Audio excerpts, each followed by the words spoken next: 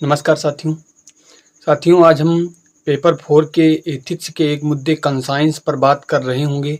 इसके अलावा कंसाइंस पर बात कर रहे होंगे और इसके अलावा इंटरनेशनल एथिक्स पर बात कर रहे होंगे। तो कंसाइंस और इंटरनेशनल एथिक्स आज हमारा मुद्दा है और समझेंगे फिर इसे क्या है और कैसे करता है। सबसे पहले समझिए कंसाइंस क्या है। पहले समझेंगे कि क्या है और उसके बाद इसके मुद्दे समझेंगे, फिर प्रकार समझेंगे, फिर कंसाइंस अंतरात्मा को कंसाइंस का अर्थ होता है हिंदी में अंतरात्मा। तो ये कैसे अंतरात्मा को कैसे प्रबुद्ध किया जाए, अर्थात इसको अंतरात्मा से निर्णय करते समय कैसे प्रबुद्ध किया जाए, ये भी जानने की कोशिश कर रहे होंगे। तो आज हम इसी मुद्दे पर बात कर रहे होंगे। तो सबसे पहले समझते हैं कि कंसाइंस क्या है, अंतरात्मा। तो अगर कंसाइंस की बात करें तो सबसे पहले समझने की जरूरत इंट्यूशन क्या है। इंट्यूशन, तो इंट्यूशन का अर्थ होता है अंतःप्रज्ञा। और कंसाइंस उसी का नैतिक रूप होता है। अंतःप्रज्ञा का नैतिक रूप कंसाइंस होता है। तो सबसे पहले समझने की कोशिश करेंगे कि अंतःप्रज्ञा है क्या। तो अंतःप्रज्ञा ऐसे मामलों में जैसे अंतरात्मा की आवाज, अंतरात्मा से जो निर्णय होते हैं कि ये करना है कि नहीं करना, ये अंतःप्रज्ञा होता है। और जो नैतिक जैसे अंतरात्मा से की बात हो तो फिर वहां पर अंतःप्रज्ञा की बात होती है। अगर हम इसे एक डायग्राम के फॉर्म में करना चाहे तो ये जैसे ये अंतःप्रज्ञा हुआ, इंट्यूशन हुआ, ये अंतःप्रज्ञा इंट्यूशन, और ये हो गया अंतरात्मा कंसाइंस। और इसके अलावा इंट्यूशन के अंदर डेजा वू और वॉइस ऑफ क्लियरेंस आदि संबंधित है, जबकि अंतरात्मा इसके नैतिक पक्ष का है। हालांकि कुछ विचारकों का मानना है कि यह अंतरात्मा और अंतःप्रज्ञा एक ही है। इसमें हचसन है। इन लोगों का मानना है कि अंतःप्रज्ञा और ये दोनों एक ही हैं, बस इसमें डिग्री का फर्क हो सकता है।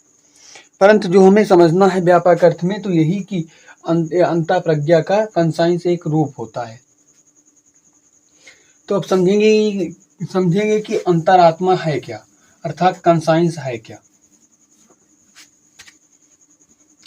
तो कंसाइंस क्या है, इसके बारे में अगर बात करें तो कंसाइंस अंतःप्रज्ञा का एक नैतिक रूप है जो नैतिक निर्णयों को लेते समय इसका प्रयोग किया जाता है।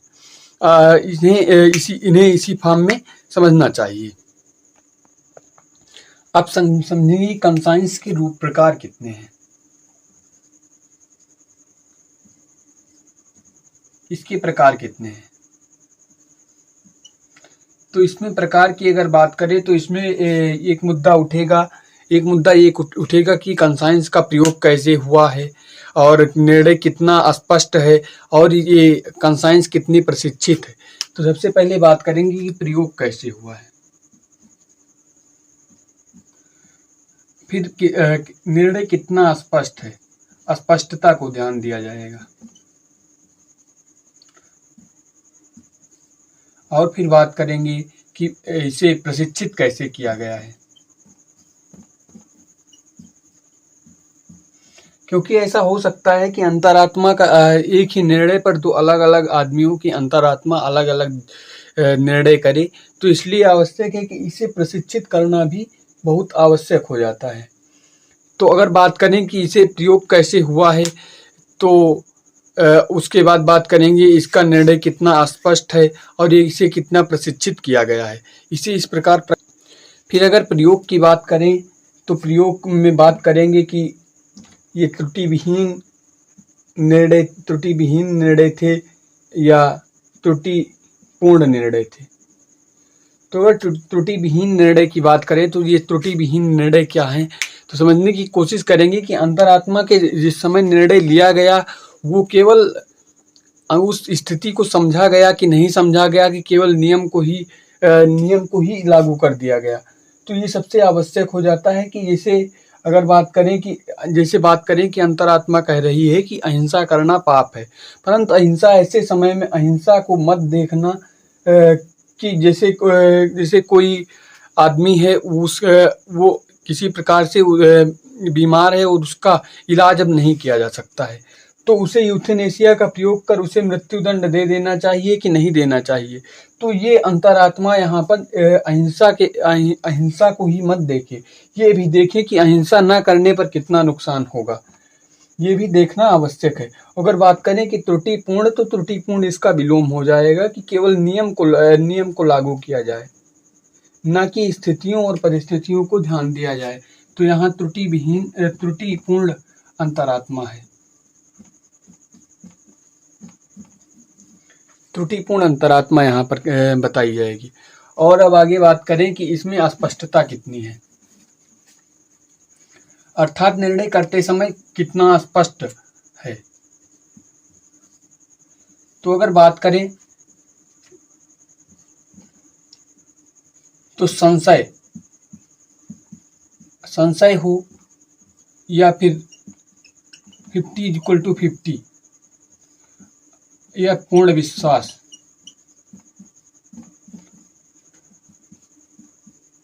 संशय में 100 जैसे 80 और 20, जैसे 80 के 80 अंतरात्मा तुम्हारी 80 किसी कार्य के करने के पक्ष में निर्णय देती है और 20 इसके पक्ष में देती है। तो इस स्थिति में निर्णय लिया जा सकता है, लेकिन वो निर्णय सामान्य होने चाहिए।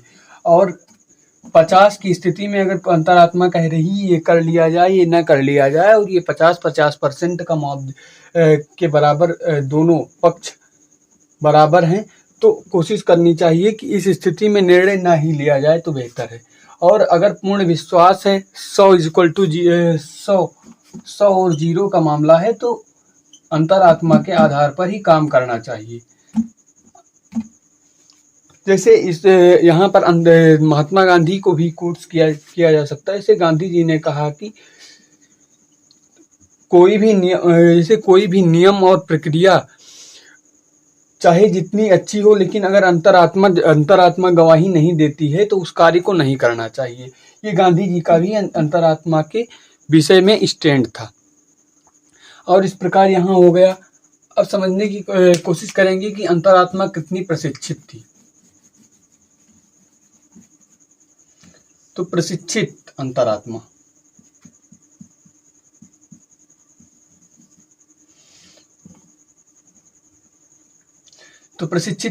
में प्रबुद्ध अंतरात्मा और दुर्बुद्धियां, जिसे प्रबुद्ध अंतरात्मा के उसने कॉन्स्टिट्यूशन और रूल्स रेगुलेशन ये सब पढ़े हैं कि नहीं पढ़े हैं, उसकी अंतरात्मा कितनी प्रबुद्ध है। अगर प्रबुद्ध अंतरात्मा है तो निर्णय लेने के लिए छोड़ देना चाहिए, जबकि दुर्बुद्ध अंतरात्मा है तो निर्णय प्रायः लेने से बचना भी चाहिए और पहले इसको दुर्बुद्ध से प्रबुद्ध की ओर जाना चाहिए और इस स्थिति में ही निर्णय लिया जाना चाहिए तो बेहतर है। अब हम समझेंगे कि क्राइसिस ऑफ कंसाइंस क्या है, अंतरात्मा का संकट।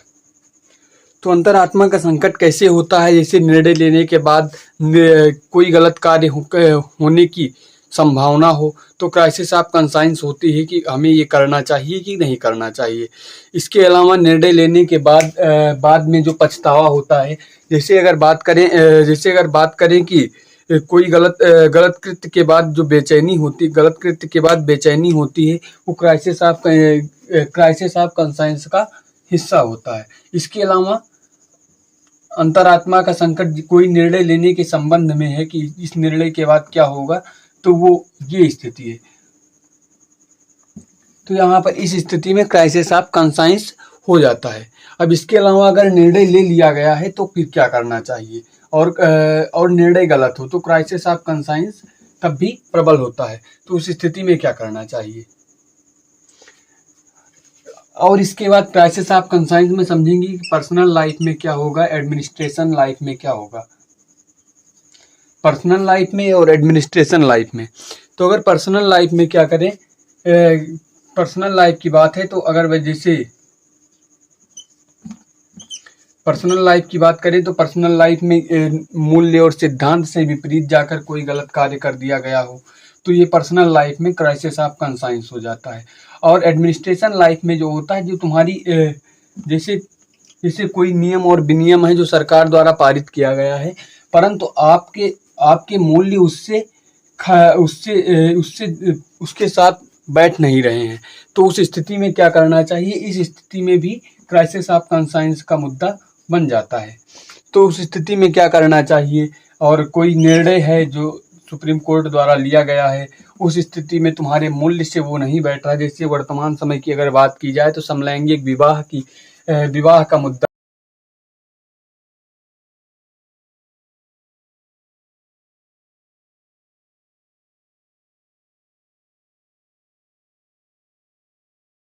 है। आज स्थिति में इस तो फिर नियम विनियम लागू करना चाहिए कि नहीं करना चाहिए, ये क्राइसिस ऑफ कंसाइंस का हिस्सा हो सकता है। अगर हम आगे बात करें कि कंसाइंस को प्रबुद्ध कैसे किया जाए और ताकि इसकी क्राइसिस से बचा जा सके, तो अगर बात करें प्रबुद्ध करने की, कंसाइंस को प्रबुद्ध करने की बात करें तो सबसे पहली बात संविधान का अध्ययन किया जाए। Rules, regulation, code of conduct,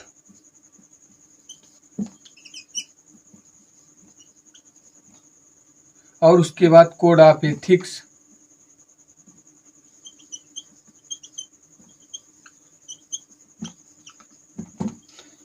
इनका अध्ययन किया जाए। और इसके अलावा सरकारी निर्णय, सुप्रीम कोर्ट के निर्णय, हाई कोर्ट के निर्णय को भी ध्यान में रखा जाए।